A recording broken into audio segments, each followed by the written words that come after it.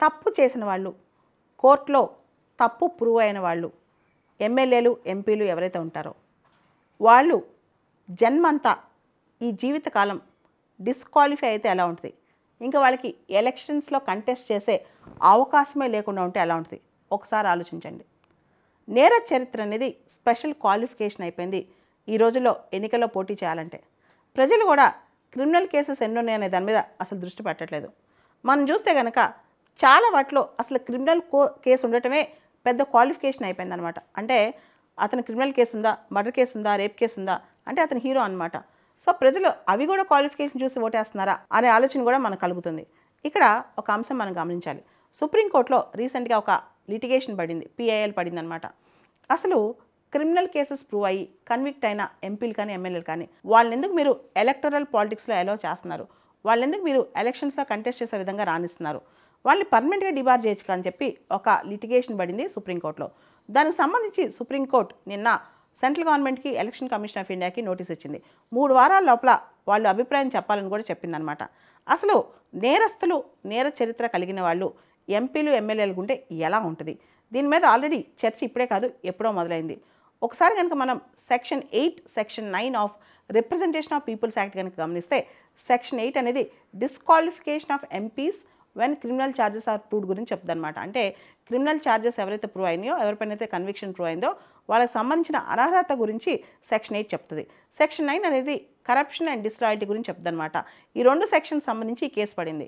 అయితే ఇప్పుడు ప్రస్తుతం ఉన్న పరిస్థితి ఏంటి అంటే ఒక కన్విక్టెడ్ ఎంపీ కానీ ఎమ్మెల్యేగా ఉంటే వాళ్ళ పరిస్థితి ఏంటంటే ప్రస్తుతం అయితే సెక్షన్ 8 క్లాజ్ 4 లిల్లీ థామస్ కేసులో డిస్కషన్లోకి వచ్చిందనమాట.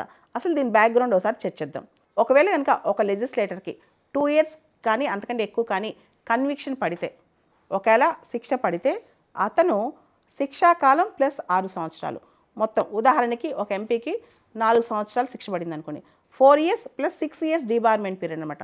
అంటే మొత్తం 10 సంవత్సరాలు, లేదా 2 ఏళ్ళు పడింది అనుకోండి, 2 years ప్లస్ 6 years డిబార్మెంట్ పీరియడ్ అనమాట, మొత్తం 8 సంవత్సరాలు. ఈ మొత్తం డిస్క్వాలిఫికేషన్ తర్వాత మళ్ళీ బయటకు వచ్చిన తర్వాత అంటే డిస్క్వాలిఫికేషన్ పీరియడ్ అయిపోయిన తర్వాత మళ్ళీ కంటెస్ట్ చేయొచ్చు.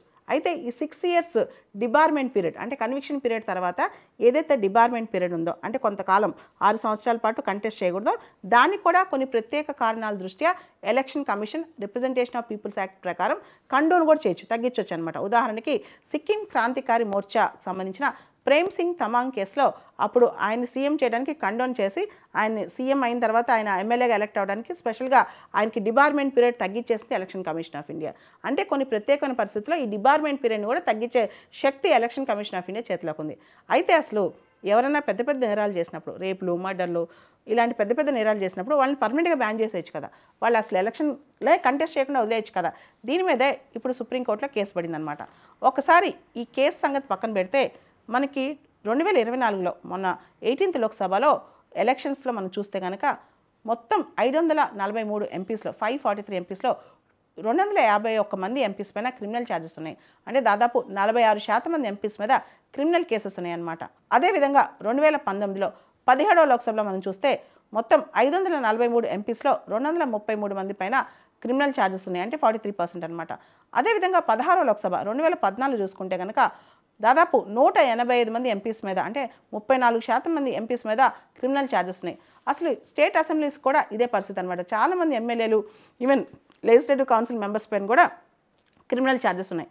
అయితే ఇక్కడ అక్యూజేషన్ వేరు, ఛార్జ్ షీట్ వేరు. అంటే ఛార్జ్ షీట్లు ఫైల్ అయినా పర్లేదు, కేసు ట్రయల్ నడుస్తున్నా పర్లేదు, కన్విక్షన్ చూస్తారు. అంటే కేసులో నింద అనేది, ఆరోపణ అనేది నిర్ధారణ అయిందా లేదా చూస్తారనమాట. నిర్ధారణ అయిన తర్వాత ఒకవేళ 4 సంవత్సరాలు శిక్ష పడింది అనుకోండి, 4 సంవత్సరాల శిక్ష ప్లస్ 6 సంవత్సరాలు డిబార్మెంట్ పీరియడ్ అనమాట, లేదా 3 సంవత్సరాలు పడింది, 3 సంవత్సరాలు ప్లస్ 6 సంవత్సరాలు డిబార్మెంట్ పీరియడ్ అనమాట. అయితే ఇప్పుడు సుప్రీంకోర్టులో పడిన పిటిషన్లు అడిగింది ఏంటంటే పూర్తిగా ఒక్కసారి కన్విక్ట్ అవుతాయి, ఒకసారి పెద్ద పెద్ద నేరాల్లో కన్విక్ట్ అవుతాయి, వాళ్ళని పూర్తిగా పక్కన పెట్టేసాలి, అసలు వాళ్ళు ఇంకా వాళ్ళ చరిత్రలో వాళ్ళ జీవితకాలంలో రాజకీయాలకు రానియకూడదని చెప్పి. ఇది ఎంతవరకు సమర్థిస్తారని చెప్పి చాలామంది అడుగుతున్నారు. ఇదంతా పక్కన పెడితే మనం చూస్తే జయలలిత కేసులో, జయలలిత 2013లో అంటే ఆవిడ 2016లో చనిపోయింది, 2012 టైంలో ఎలక్షన్లో గెలిచిందనమాట, సీఎం అయింది. తర్వాత ఆమె పైన కన్విక్షన్ కేసు, డిస్ప్రపోర్షనేట్ అసెట్ కేసులో ఎక్కువగా ఆదాయానికి మించిన ఆస్తులు ఉన్నాయనే కేసులో ఆవిడ జైలుకి వెళ్లాల్సి వచ్చింది, కన్విక్ట్ అయ్యి.